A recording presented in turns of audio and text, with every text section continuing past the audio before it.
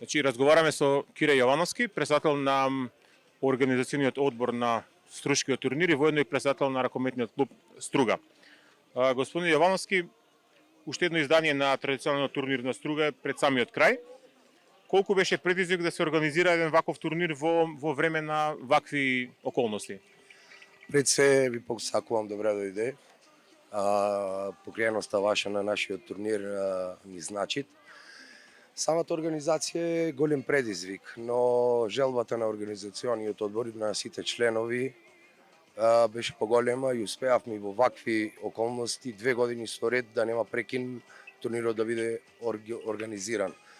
Се надеваме дека и екипите се задоволни и дека турнирот нема да престане и ќе продолжи и следната година. Иако меѓународниот карактер на турнирот овие 2 години го нема, сепак квалитетот на екипи кои што учествуваат е добар и постојано е се подобар. Колку сте вие задоволни како организатори од годинешниот турнир, како беше организиран и воопшто од квалитетот на екипите кои што учествуваат тука? Видите, ние нашите фидбек за организација и за квалитет на турнирот ги добиваме од самите екипи. Пример, пробавме и го добивме најдоброто од Македонија. Нивните фидбек, нивните информации према нас дека се задоволни организацијата, дека е се во ред и од спортски и од организационен план, така да мислам дека сме задоволни. Сега не е меѓународен затоа што така дозволи, мислам, ситуацијата е таква. Не можеш да преземе самите екипи од надвор, пошто ковид ситуацијата се менува од ден во ден, па ако дојде овде вака е припремен период, па да се врати таму карантин, има прекина тој припремен период, така да не можевме годинава, не сме во состојба да им дајме сите потребни услови за нив. Последните 2 години, не 2, него неколку години наназад, условите за играње на екипите на овој турнир стануваат се подобри. Многу работи се подобри на многу повисоко ниво, меѓутоа претпоставам тука не завршуваат вашите заложби за подобрување на условите, имаше големи планови. Докаде се сите оние планови за кои што сме зборувале и вие сте ги најавувале? Кога ќе го видиме она што би требало да биде заокружување на еден стадион овдека за ракомет? Така, точно. Почетните фази за изградба на овој стадион за вака да изгледат од ова ракометно отворено игралиште, прво таа трибина, следниот чекор треба истата трибина, ова постара што е да се направи нова, и трет чекор е покривање на самово игралиште, не целосно затворено, но пак да си од карактер на отворено игралиште, пошто драшта на овој турнир е тоа отворено игралиште.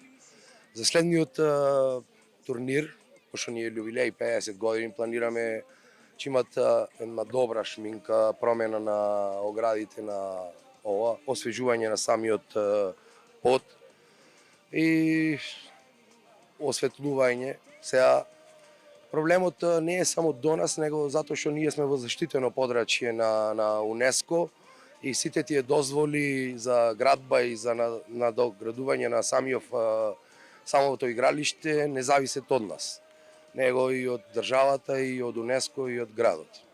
Има ли некој период во кој што би требало се тоа да се забрежи, некој ветување?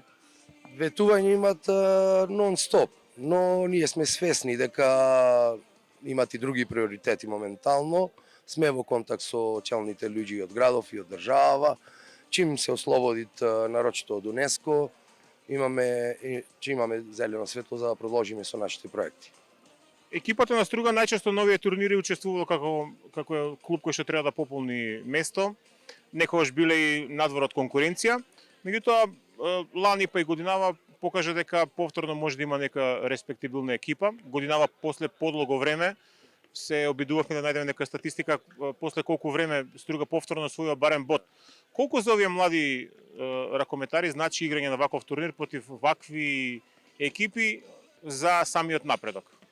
Видите, на секој играч не е само тренинг, него надпреварот е тоа што го исполнуват и што му дават поттик за поголема работа и за понатаму. Нарочито да играш против Вардар, Еврофарм, па и Бутел и сите учесници овде вака.